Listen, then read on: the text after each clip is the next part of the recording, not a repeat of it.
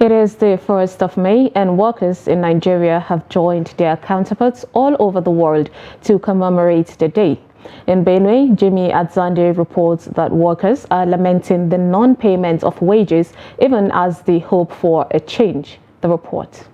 Usually, the day is celebrated with fanfare, but this year the mood is all but merry.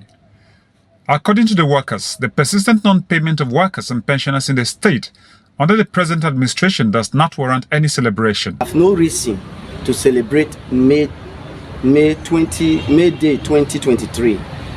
The reason is, one, we are being owed salaries spanning from 2017, 2022, and throughout this year, 2023, up to date, we have not seen one salary.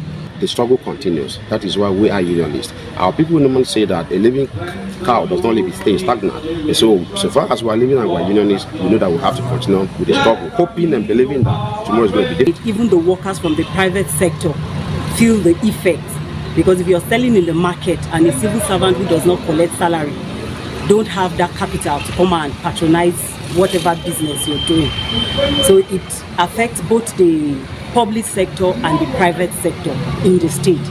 The new NLC chairman in the state called for patience from retired and serving civil servants as he urged the state government to do the needful within the remaining days of the present administration.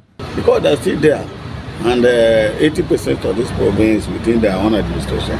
So somebody that has not even yet taken over, somebody that has not yet been sworn in, so you cannot just preempt those problems. Who knows whether today, as workers, if you come out with this problem and they decide to go and borrow money and pay, they have a little time.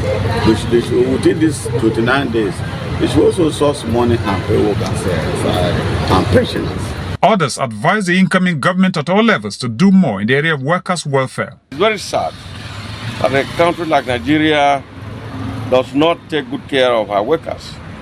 Very few people get all the money, and the larger population of the country remains in the poverty circle. It's a shame, and the leaders of this country should be ashamed of themselves that they have it so nice and the rest of the country has it so bad. It's not a welcome development. Positions of authority should think outside the box. Let them not be reliant on what comes from a federation account.